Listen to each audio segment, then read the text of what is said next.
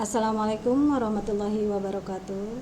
Selamat pagi anak-anakku semua. Kita bisa berjumpa lagi walaupun secara online. Kita akan belajar daring. Nah, dalam ini suasana kita ini memang lagi pandemi seperti ini. Jadi ya kita untuk sementara online dulu. Ibu di sini akan menerangkan tentang menentukan indikator keberhasilan tahapan produksi massal. Jadi indikatornya ya 3.11. Jadi menentukan gimana indikator keberhasilan tahapan produksi massal. Tuh. Lalu indikator pencapaian kompetensinya setelah kita mempelajari penentuannya, diminta menjelaskan indikator keberhasilan tahapan produksi massal. Jadi anak-anakku harus bisa menjelaskan apa sih sebenarnya produksi massal itu, apa indikatornya keberhasilan tahapan produksi massal itu. Nah, yang keduanya itu menentukan indikator keberhasilan tahapan produksi massalnya. Nah, yang pertama menjelaskan indikator keberhasilan tahapan produksi massal, yang kedua menentukan indikator keberhasilan tahapan produksi massal. Jadi semua ini bagaimana kalian menerima pelajaran yang akan Ibu berikan. Ya, jadi nanti kalau misalnya di dalam suatu Ibu lagi menerangkan kalian tidak mengerti, tolong ditanyakan. Baik melalui chat ke Ibu atau pada saat kita ketemu di sekolah nanti.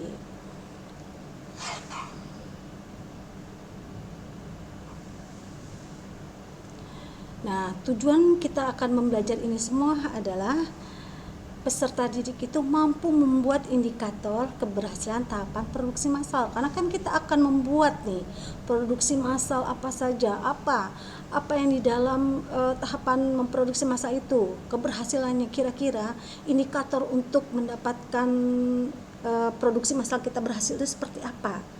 Itu harus kita buat, harus kita pelajari secara rinci.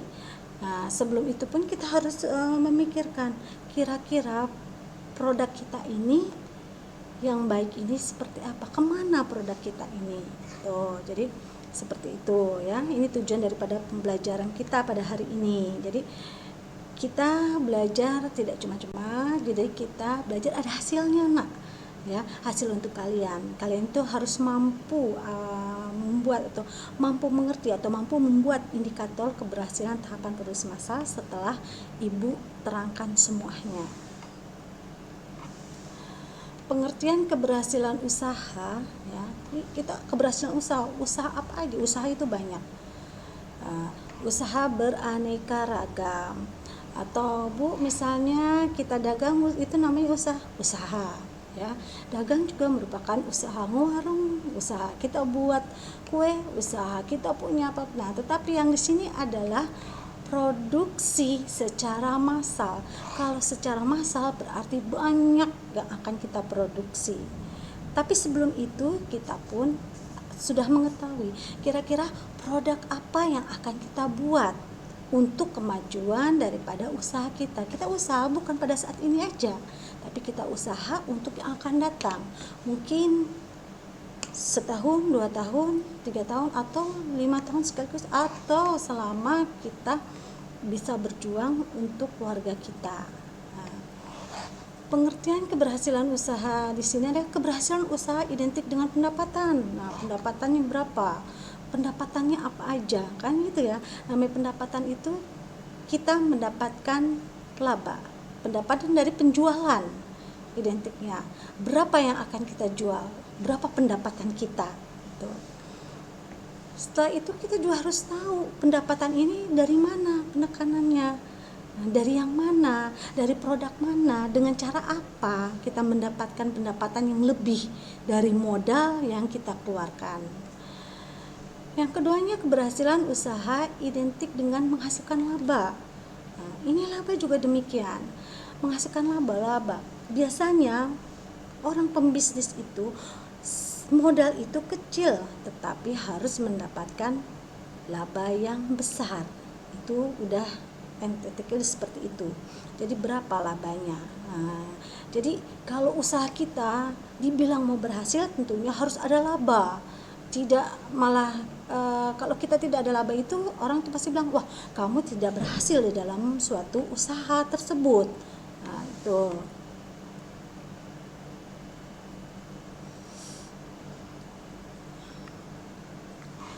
Indikator keberhasilan usaha dalam produksi massal, kemampuan menyesuaikan diri kita di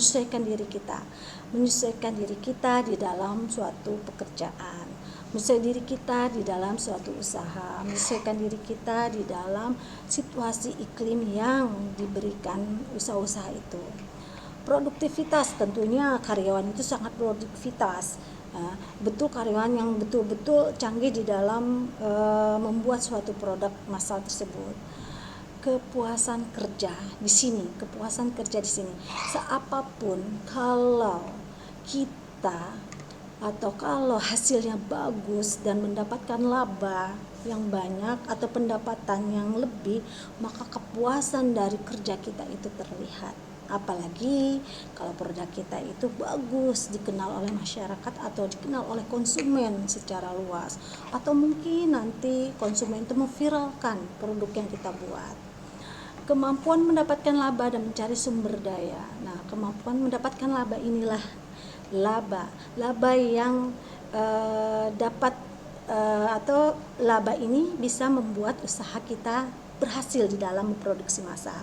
Pencarian sumber daya itu bermacam-macam, mungkin bisa dari sumber daya manusianya atau sumber daya alamnya, atau sebenarnya kita mendapatkan semua itu. Jadi pekerjanya itu harus mempunyai keahlian tersendiri di dalam produk massal ini.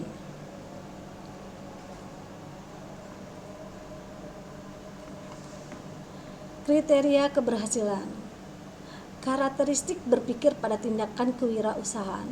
Kita nih karakteristik berpikir pada tindakan kewirausahaan. Wirausaha, entrepreneur kita dilihat untuk memajukan usaha kita. Yang pertama, sangat bersemangat di dalam melihat atau mencari peluang-peluang baru. Semangat mana peluang-peluang ini yang bagus yang dapat kita lihat. Sangat kita mencarinya tentunya untuk usaha-usaha kita juga, untuk kemajuan usaha kita. Mengejar peluang dengan disiplin yang ketat. Otomatis kalau kita mau sukses, kita mau ini, harus disiplin apapun bentuknya. Disiplin diri sendiri, disiplin dalam pekerjaan dan semuanya. Mengejar peluang yang sangat baik dan menghindari mengejar peluang yang melelahkan diri dan organisasi. Yang nggak usah. Jadi bagaimana kita mencari peluang ini untuk usaha kita sendiri, untuk usaha kita yang akan datang, untuk mungkin 5 tahun yang akan datang atau 10 tahun yang akan datang. Tuh.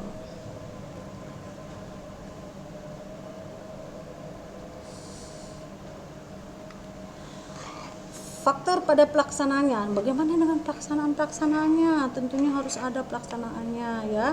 Namanya aja kita harus tahu pelaksanaannya seperti apa, gimana kita membuatnya, ya kan, membuat daripada produksi itu.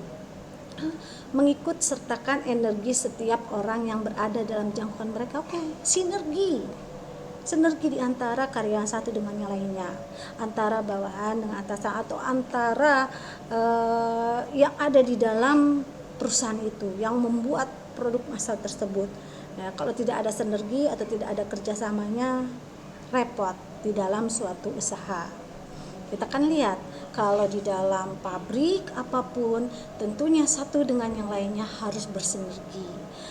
Satu yang lainnya harus sama-sama mendukung, satu sama yang lainnya harus sama-sama berbuat baik. Bagaimana caranya itu? Jadi satu sama lain harus bersinergi.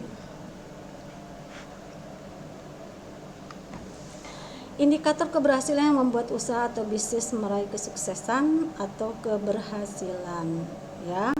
Di sini peluang pasar yang baik, kita tahu kita akan mencari peluang-peluang pasar yang baik. Tentunya kita juga harus mencari mana pasar yang kira-kira bagus untuk kita masukkan produk kita, mana yang cocok, dan kita membuat produk pun melihat produk ini untuk menengah ke atas atau untuk menengah ke bawah atau untuk semua kalangan.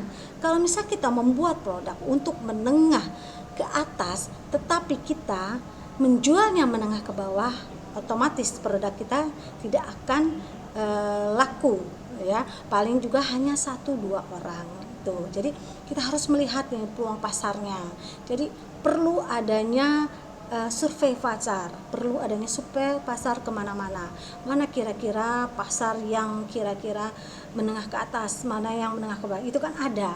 Nah, keunggulan persaingan kita tahu namanya keunggulan persaingan tuh banyak. Misalnya aja kita contohkan sabun mandi itu ada sabun mandi padat, ada sabun mandi cair. Nah, sabun mandi padat pun merek bermacam-macam ya, sabun mandi cair pun bermacam-macam. Nah, kalau sabun mandi padat ya mereknya Lux, misalnya Loverboy, itu dan sebagainya. Dan konsumen itu satu sama lain itu berbeda menggunakannya sabun mandi, tidak sama antara Lux dan ini, tapi berbeda. Misalnya si A gunanya dengan Lux, si B dengan misalnya Loverboy, jadi nggak ada yang sama. Jadi itu tergantung daripada konsumen yang menggunakannya.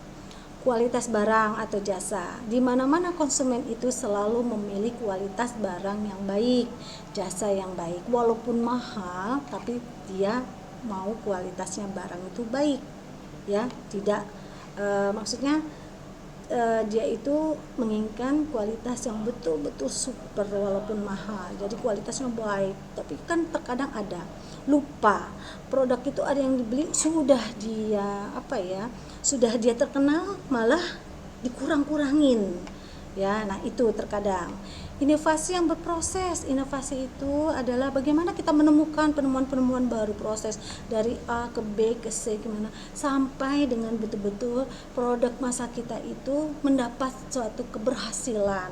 Itu keberhasilan itu ya di mata konsumen dan di mata-mata semuanya. Nah, jadi itu namanya inovasi yang berproses. Dasar budaya perusahaan. Nah, budaya perusahaan, di perusahaan ini pun bermacam-macam. Ada maksudnya ada peraturan-peraturan yang mereka buat, budaya-budayanya gimana. Nah, kan ya. Jadi dilihat dari pabrik kita didirikannya di mana? Pabrik kita adanya di mana?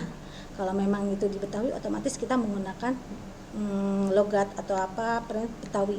Kalau misalnya didirikan di Jawa, maka kita menggunakan logat atau gimana orang Jawa gitu loh. Jadi ada budayanya dalam suatu masyarakat. Menghargai pelanggan dan pegawai. Oke, kita menghargai daripada pelanggan kita, pegawai-pegawai kita. Supaya apa? Supaya bersinergi satu dengan yang lainnya. Supaya apa? Supaya kita sukses pada yang lainnya gitu loh ya. Jadi gimana caranya pokoknya semuanya supaya sukses gitu loh, tanpa adanya seperti gimana-gimana. Lalu manajemen yang berkualitas. Manajemen yang berkualitas itu maksudnya adalah bagaimana di dalam perusahaan itu memanage waktu, memanage manajemennya, keuangannya dan sebagainya. Kan kita tahu terkadang kalau suatu perusahaan itu mengalami kebangkrutan, maka selalu dia ngomong, manajemennya tidak bagus. Nah, berarti di dalam manajemen itu adalah di dalam mengelolanya atau pembukuan keuangannya atau dan sebagainya itu tidak bagus, tidak baik gitu. Maka dia mengalami kebangkrutan.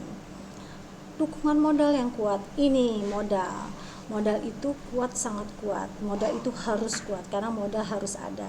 Kalau ini sudah habis, modal itu ada dan semuanya itu harus ada. Jadi modal itu harus betul-betul banyak.